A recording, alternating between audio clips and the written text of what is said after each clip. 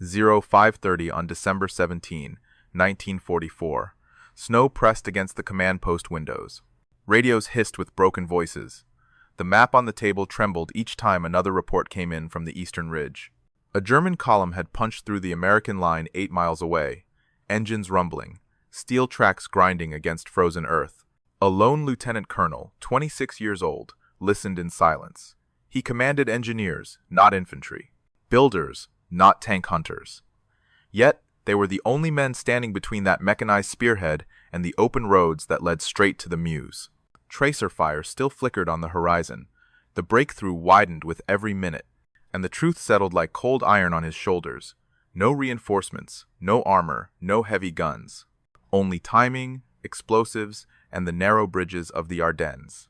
How do 600 engineers slow a force built to carve through entire armies? How do men trained to build survive by destroying the very things they once erected? Before sunrise, they would make a choice that shaped the rest of the battle. Tell me something. If tanks were coming for you, would you stand your ground on a bridge, or would you run? We return now to the beginning of that day. Dawn came late in the Ardennes. The forest held the night longer than the sky did. Cold sat inside every trench, every barn, every stone wall that American units had hurriedly turned into shelter. Snow clung to pine branches like white chains. Roads bent through the hills in narrow ribbons, slick and tight, bordered by ravines and streams that ran black beneath sheets of ice. It was a landscape that favored whoever controlled the bridges, and the Germans knew that better than anyone. For months, Allied commanders had believed the Ardennes too difficult for a major assault. Dense woods, steep valleys, poor visibility. The kind of ground that swallowed armor and punished any attempt at rapid advance. Divisions rotated here for rest, not combat. But the Germans saw opportunity where the Allies saw exhaustion. They aimed to recreate the shock of 1940 when their armor had cut through the Low Countries and opened the gates to France. This time the goal was different. Hold Antwerp, split the Allied armies, force a negotiated peace before Germany collapsed under the weight of 2 fronts. What unnerved intelligence officers was not simply the scale of the attack but its precision. Kampfgruppe Peiper moved like a blade. 5,000 Waffen-SS troops. Dozens of Tiger and Panther tanks, half-tracks, fuel trucks, reconnaissance cars. All pushing west on roads barely wide enough for 2 vehicles to pass. Their timetable demanded speed. Miles had to fall quickly. Bridges had to be seized before American units could react. If even one crossing remained intact the first day, heavy armor could pour through and widen the gap. But the field reality was brutal. First Army was caught mid-step.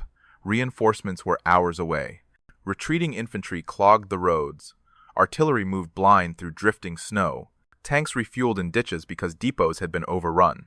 Command posts lost contact with companies scattered across the forest.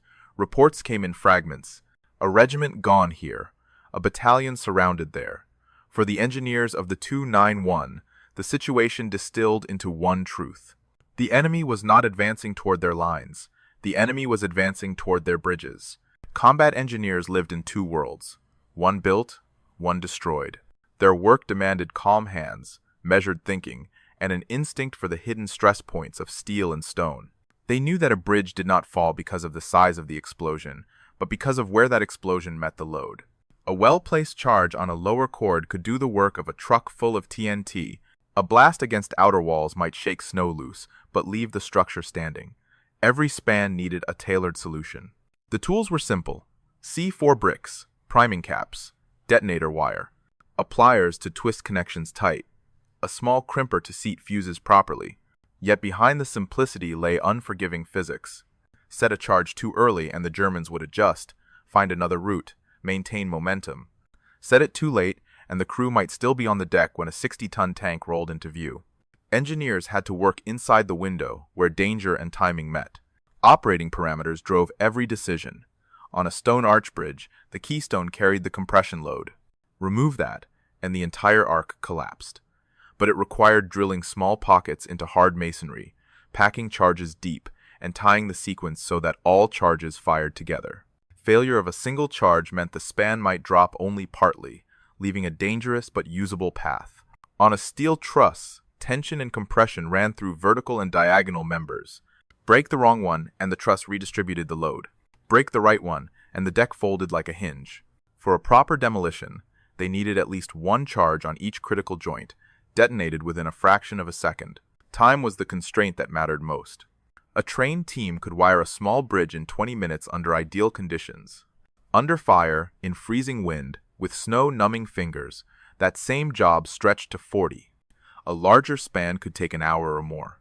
But Peiper was covering ground faster than any estimates had predicted. His tanks had seized American fuel, his scouts moved ahead of his main force, and his half-tracks used forest lanes that maps barely acknowledged. At best, the engineers had minutes of warning before the leading German elements appeared. Then came the logistic problem. The battalion began the day with roughly 4,000 pounds of explosive material spread across its companies. Enough for 10 or 12 demolitions, assuming perfect charge placement. But the roads behind American lines were collapsed under their own weight. Infantry retreats mixed with ammunition trucks. Ambulances moved, wounded in long, slow lines. Staff cars attempted to reposition command posts. Any resupply truck carrying more explosives was trapped in the same gridlock. Every pound used on one bridge meant one fewer option later in the day. The terrain dictated risk. The Ardennes valleys forced vehicles onto narrow approaches where forces could not disperse. Good for defenders. Catastrophic if demolition teams were late. A Tiger tank needed only seconds to reach a bridge once it emerged from the trees. Its main gun could fire across the river before engineers finished tying a final fuse. Wind chill froze exposed hands in minutes. Water beneath the bridges ran swift and dark, the kind that pulled men under ice shelves if they slipped. These were not theoretical dangers. Engineers had drowned before in calmer conditions. And still, the stakes reached beyond the individual battalion. To the north, the 82nd Airborne was shifting positions. To the west, the 30th Infantry was assembling defensive lines. To the south, armored units were refueling before counterattacks. All of them depended on time. Time to reorganize, time to anchor flanks, time to absorb the shock of the German assault. The engineers were not expected to win a battle. They were expected to give the rest of the army a chance to fight one. Snow drifted low across the valley floor when C Company reached the stone bridge at Habimont. The river below moved in dark ribbons, sliding under patches of ice that cracked when the current pushed against them. The engineers walked the span in silence, boots scuffing frost from the stone. They carried coils of wire and blocks of C4 wrapped in canvas. Each man knew the job by heart. Place the charges, tie the lines, step back, wait. Lieutenant Walters paced the length of the bridge, counting steps the way a man measures distance before a high dive. 23 engineers spread out across the structure. Hands moved quickly. Gloves came off for better grip. The cold bit at bare skin, but precision mattered more than comfort. Charges were pressed into the inner arches where the stone carried its weight. Detonator lines snaked back toward a sheltered rise beyond the western bank. The first German vehicles reached the edge of the forest at 0742. Faint shapes at first. Then silhouettes sharpened as headlights flickered through the trees. Half-tracks, scout cars, their engines hummed with the confidence of a column that believed the road ahead would carry them west without resistance. Walters lifted binoculars. He watched the column stretch behind the lead elements like a steel spine weaving through the woods. Men whispered behind him, asking the same question in different tones. When do we fire? He kept his hands steady on the detonator. He waited. The half-track closed to 200 yards, then 150, then 100. Snow rattled from the bridge rail as the vibration of the engine hit the stones. The moment came when the driver leaned forward, scanning the western bank. That was the second Walters had been waiting for. The blast rose like a tidal breath pulled upward from the riverbed. The center span lifted, split, and fell away. Stone blocks the weight of engines tumbled into the water. The half-track dropped nose first, crashing through the gap and disappearing in a cloud of spray. German soldiers scrambled out of trailing vehicles, taking cover and firing across the river. But the bridge was gone. The route was broken. The delay was measured in minutes, but minutes mattered. The Germans rerouted south. The next target was Trois Ponts, where 2 bridges controlled access to the open country beyond the valley. Sergeant Billington and his 12 men worked fast. The bridges were different from Habimont. One was concrete and steel, the other a stone arch older than living memory. The engineers adapted. They overcharged the newer span, placing double the usual weight of explosive because the margins were unforgiving. They drilled charging pockets into the stone of the second bridge, packing powder deep to weaken the keystones. By 0938, Tigers rolled into sight. Their engines growled low like metal animals hungry for ground. Snow clung to their angled armor as they approached. Billington waited. He let the first Tiger reach the final approach. The explosion tore the concrete bridge apart in a roar that bounced off the hills. The Tiger skidded to a halt at the new cliff edge. Peiper himself climbed out of the lead tank. Smoke drifted between him and the Americans retreating through the town. He stared across the gap with a half smile and a shake of the head. Then the words left his mouth, sharp as frost. Those damned engineers. The phrase spread through his column like a bitter joke. A name for the men who kept turning roads into dead ends. The reroute pushed the Germans toward Nufmula, a narrow steel truss bridge that had not been wired yet. Lieutenant Kirkpatrick and 19 engineers sprinted onto the structure with crates of explosives. They worked with the sound of engines rising behind the trees. Teams of 3 moved along the truss. One placed charges. One lashed them with wire. One tied the detonator cords to the main line. They had placed only 8 charges when the first scout car came into view. It was too little for a perfect demolition, but too late to continue. Kirkpatrick made the decision. Fire what you have.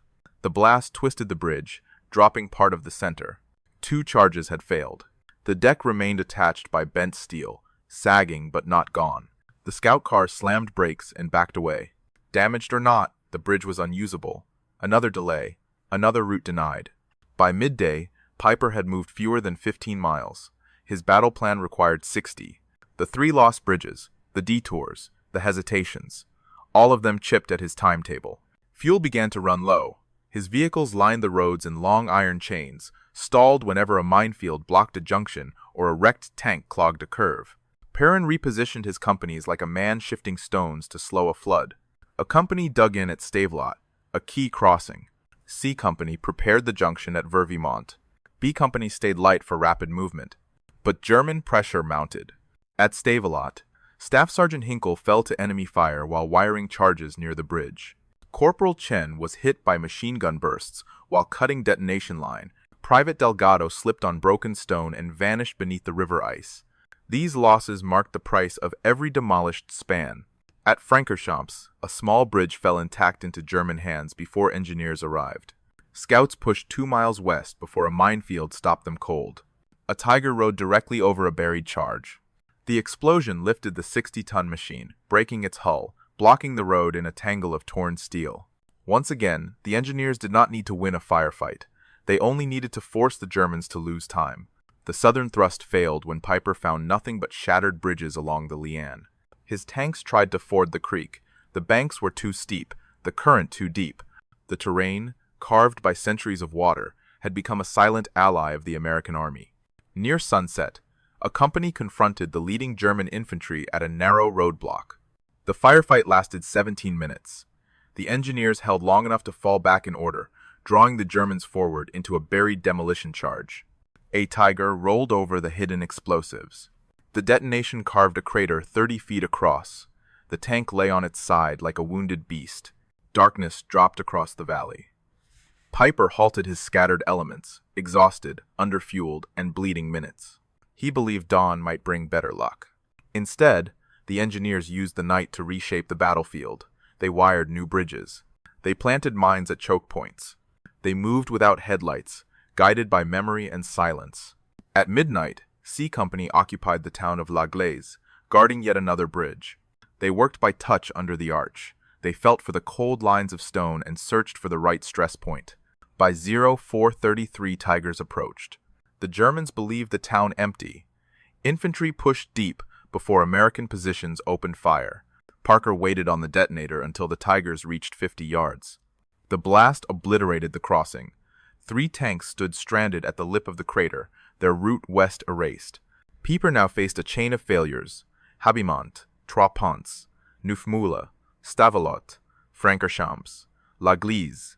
Each name another point where engineers set time on fire and left it smoldering in his path. His fuel bled away. His timetable collapsed. His route west narrowed into futility. One option remained. A minor crossing at Cheneux, the kind of bridge nobody would defend under normal conditions. But the 291 had mapped it. B Company raced on icy roads without headlights. At 0545, Ray and 14 engineers began wiring the span. Charges pressed into old stone. Detonator lines coiled back to a barn. The first Panthers appeared at 0612. Ray waited until 3 tanks were on the deck. The river swallowed them in a plume of shattered stone. The flames from the wrecks lit the freezing mist. By midday on December 18, Peiper was trapped. Not by infantry, not by armor, but by absence. No bridges, no fuel, no room to maneuver. The valley had become a cage built from the decisions of 600 engineers. The northern offensive stalled. Tank engines cooled in long lines. Half-tracks idled without orders. The spearhead designed to break the Allied front had been slowed, redirected, and finally stopped. The German advance did not end in a grand battle. It ended because 19 bridges across the Ardennes either lay in the river or waited with explosives in their ribs. This was the battlefield the engineers created. One blast at a time, one road at a time, one narrow chance after another. And as the German thrust faltered, the rest of First Army tightened its lines, brought reinforcements forward, and prepared to reclaim the initiative that had slipped away at dawn the previous day. Night in the Ardennes carried a kind of quiet that never lasted. Engineers felt it first when the wind peeled through broken rafters or when snow tapped against their helmets like small, impatient fingers. Most of them had not slept more than an hour since the offensive began. They worked by touch, by habit, by muscle memory that came from months spent training on bridges that never shot back. Private Jack Holden remembered the way his hands stung when he pulled off his gloves to tie detonator wire. The metal felt like ice bitten straight into his skin. He breathed on his fingers, watched the mist drift away, and kept working because speed mattered more than warmth. Around him, other men knelt on frozen planks, tucked charges deep into crevices, pressed fuses against steel beams, and whispered to one another as if the bridge itself were listening. When gunfire echoed from the tree line, nobody flinched. They had learned that flinching cost seconds, and seconds were the only currency they had left. Lieutenant Walters walked the edge of the bridge, counting each placement, murmuring quiet encouragement as if he were steadying a team in a long race. Every man could see the tension in his jaw, but his voice stayed calm, each word measured like a carpenter holding a level. Further north, Sergeant Billington sat with his back against a wall in Trois Ponts. He rubbed warmth into his legs and watched his squad eat cold rations. His men were younger than he was, boys who had never expected to become the line between a Tiger tank and the heart of the Allied army. One of them, a farm kid from Indiana, asked what they would do if the charges failed. Billington thought for a moment. Then he answered the only way he knew. You do the job that is in front of you, not the one behind you or the one you wish you had, the one in front of you. Loss traveled with them. Word spread quietly about Staff Sergeant Hinkle falling to sniper fire while laying charges, about Corporal Chen being hit as he cut the last length of wire, about Delgado disappearing under the river ice. Men said their names softly, not in grief, but in recognition. Those names lived inside every step they took toward the next crossing. In La Gleize, a young engineer named Paul Arvis watched the glow of German searchlights sweep across the sky. He felt the tremor of tank engines under his boots. He pressed his forehead against the cold stone of a window frame and whispered a promise to himself. Just let us finish this bridge. Let us get out. Let us buy them one more hour. And yet, moments of humanity survived inside the chaos. Someone found a pot of coffee in a deserted house. They passed the tin cup from hand to hand, each man taking only a mouthful. Someone else lifted a harmonica, played a few slow notes before silence rose again. These small things steadied them more than orders did. Their work did not grant glory. It granted time. Time for divisions gathering miles to the west. Time for wounded men to be carried out. Time for the front to hold. And time, in those days, measured the difference between losing an army and saving one. For 600 engineers, the battlefield was never about grand tactics. It was about cold metal, frozen rivers, wet gloves, and the courage to stand on a narrow span as tanks approached. Their hands built bridges in France. Now those same hands unbuilt them to save lives. That was their burden, and that was their quiet, unspoken truth. From the command posts of First Army, the map of the northern Ardennes looked less like a battlefield and more like a set of narrowing funnels. Every hour brought new fragments of reports. Units withdrawing under pressure, bridges lost, roads blocked with wrecks and ice. Yet one detail kept appearing at the bottom of each message: another crossing destroyed, another delay inflicted on the German spearhead. Engineers holding, engineers buying time, engineers still in the fight. To American planners, Peiper was not simply a column of tanks. He was the center of gravity for the entire northern thrust. If he reached the Meuse, the river line would fracture. The Ninth Army would have to fall back. The British forces farther north would be cut off from the American forces to the south. Antwerp, the lifeline feeding millions of Allied troops, would be exposed. The Ardennes offensive was not just a tactical problem. It was a strategic gamble strong enough to bend the shape of the war. Inside the Situation Rooms, generals traced the German advance with grease pencils. The arc of the German thrust slowed, then bent eastward, then stalled altogether. It was not infantry that stopped the line from widening. It was not armor that forced Peiper to abandon fuel and abandon timetable. It was the quiet erasure of bridges that denied his momentum. For American commanders, this meant something rare in the first 2 days of the battle: room to breathe, time to reposition the airborne divisions, time to fortify the Elsenborn Ridge, time to seal gaps before they became corridors. Radio intercepts confirmed what field reports suggested. German frustration rose as terrain and demolition collided. Requests for reconnaissance, requests for bridging equipment, requests for fuel. Beyond the American front, the global picture was shifting as well. The Soviet armies were pressing toward the Vistula. The Royal Air Force and 8th Air Force were grinding away at German industry. Every week that Germany failed to stabilize the Western Front shortened the war on both continents. The Ardennes offensive was meant to reverse that tide, to buy time for negotiations, to force the Allies to reconsider unconditional surrender. But the plan hinged on one assumption: that the German spearhead would outrun the ability of the Allies to adapt. Instead, 600 engineers rewrote that assumption. Their demolitions narrowed the window in which the German army could achieve breakthrough. Their roadblocks slowed panzer columns enough for the airborne and armored reserves to assemble. Their ability to turn rivers and choke points into barriers prevented the Germans from exploiting early gains. For the American public, the full story would not emerge until months later. Newspapers spoke of bitter cold, dense forests, and a surprising German attack. Few understood that the line held because men with wire spools and blasting caps treated every bridge as a battlefield. Later, when the newsreel showed Peiper's abandoned tanks rusting in the snow, historians began to connect the pattern. The offensive had not collapsed in a single moment. It had eroded, mile by mile, at the places where engineers cut the momentum out from under it. What happened in the Ardennes was more than a tactical defense. It was a reminder of how wars hinge on details the world rarely sees. A river too deep, a bridge too old, a charge placed in the right seam of stone. Decisions made in the cold that shaped the course of a campaign, watched by the entire world. By the afternoon of December 18, the shape of the battle had changed. Kampfgruppe Peiper no longer looked like the sharp edge of a breakthrough. It looked like a column trapped inside its own momentum. Fuel tanks ran dry. Engines cooled in long steel lines along frozen roads. The American counteroffensive gathered strength with each hour of delay. Airborne troops dug in along high ground to the north. Armored divisions formed blocking positions to the west. Infantry regrouped across the valleys. The opportunity the Germans needed had slipped through the gaps between demolished spans and mined roads.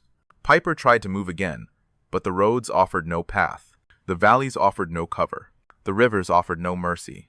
By December 21, he abandoned his armor and led his remaining men east on foot, leaving behind the tigers and panthers that once symbolized the power of the German offensive. The machines sat in the snow like cold monuments to the hours bought by engineers who were never meant to fight mechanized columns.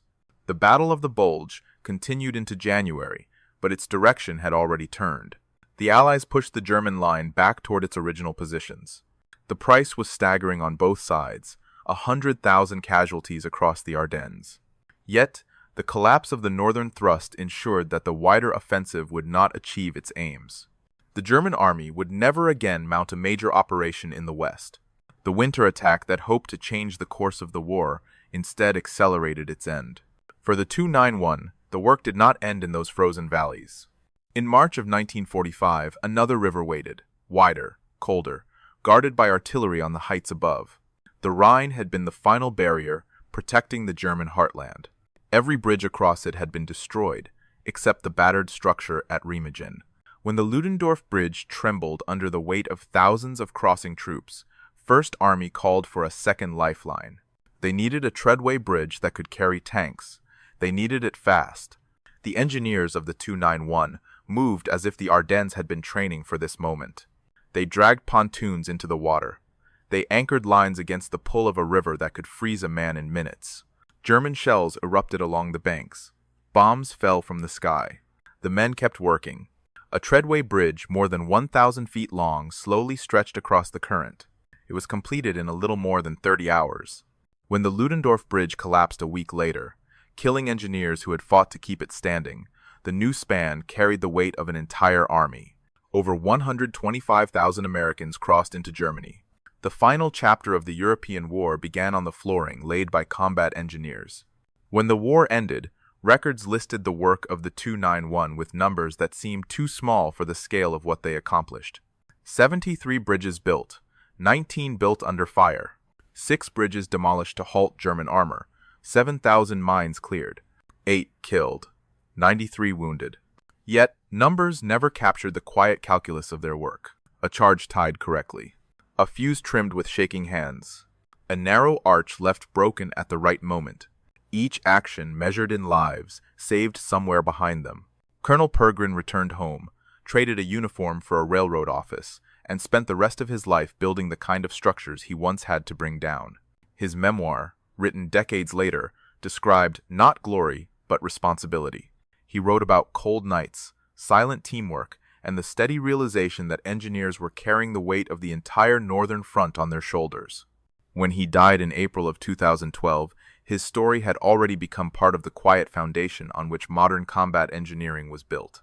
At Remagen today, the river still moves with the same cold certainty. The treadway bridge is gone.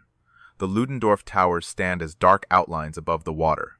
Inside the small museum, photographs of the 291 rest behind glass.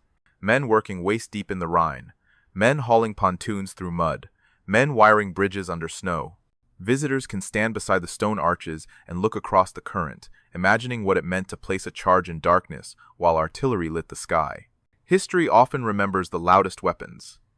But in the Ardennes and at Remagen, it was timing, steel wire, and quiet courage that shaped the outcome.